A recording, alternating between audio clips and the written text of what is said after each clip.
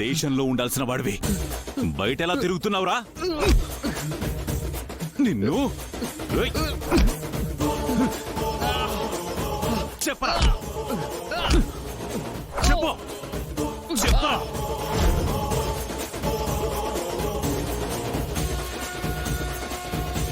నిన్న అసలు బయటికి తీసుకొచ్చింది ఎవరు? చెప్పరా చెప్పు చెప్పరా బయట ఎలా తిరుగుతున్నా చెప్పరా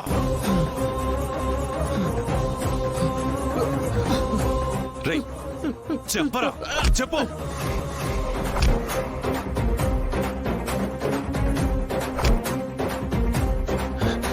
నిన్ను బయటికి తెచ్చింది ఎవరు? చెప్పరా నా తమ్ముడి భార్యని నీళ్లలో తోయమంది ఎవర్రా? చెప్పు నీ వెనక నాడ మనిషి ఎవరు? చెప్పరా చెప్తావా చస్తావా? నిన్ను వాడుకుంటూ నన్ను నా కుటుంబాన్ని విడదీయడానికి కుట్ర పన్నుతున్న ఆ మనిషి ఎవరు? చెప్పరా చెప్పరా చెప్పరా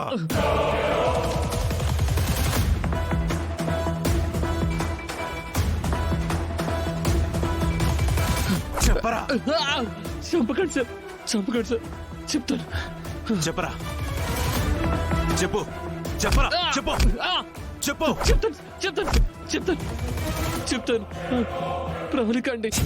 ఆ? ప్రబలిక పేరు చెప్తావట్రా? చెప్పరా నిజం చెప్పు ఎవరు? తప్పించుకోవడానికి మళ్ళీ అబద్ధం చెప్తున్నావా? లేదు సార్, లేదు లేదు సార్. చెప్పు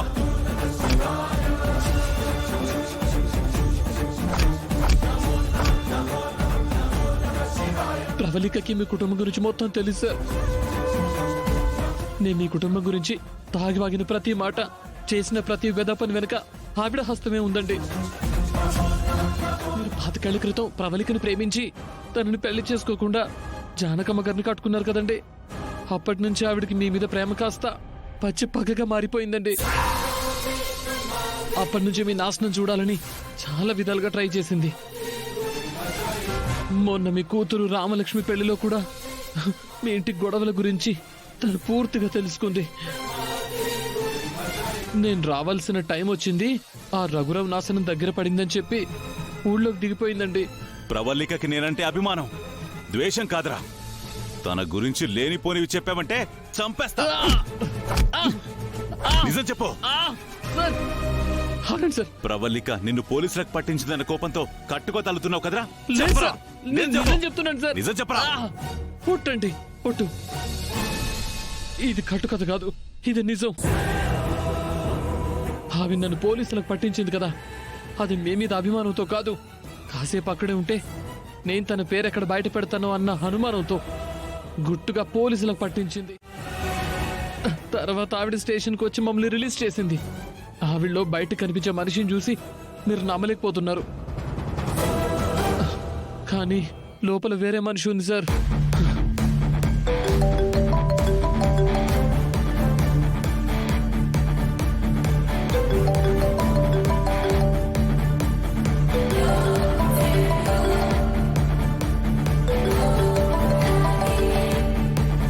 సార్ నేను మాట్లాడతాను, ఉండండి, మీ అనుమానం తీరిపోతుంది. ఎవరు?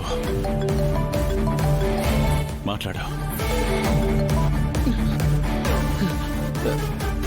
Hello madam. ఎక్కడ చచ్చావురా?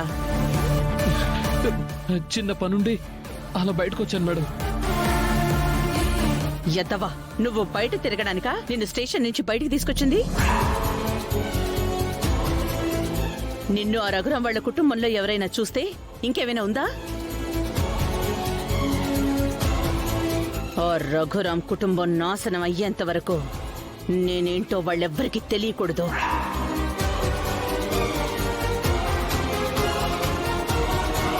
అప్పటి వరకు నేను రఘురాం దృష్టిలో మంచిదాన్నే. నువ్వు ఎవ్వరికంటా పడకూడదు. వెంటనే నీ ప్లేస్కి వెళ్ళిపో. అలాగే మేడం. విన్నారు కదా సార్.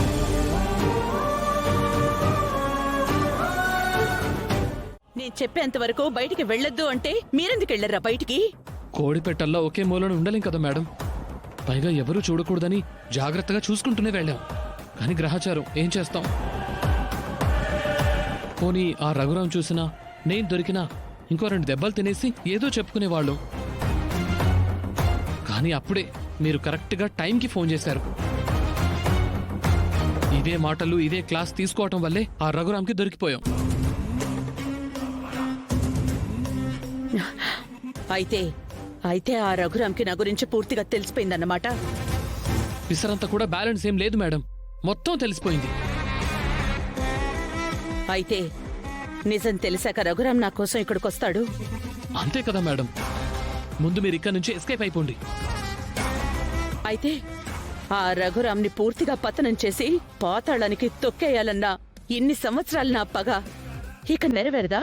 ఇంకా పగ పాతాళం అంటారేంటి మేడం? ఆ రఘురామ్కి మీరు కనిపిస్తే ఊరుకోడు, వెళ్ళిపోండి ముందు.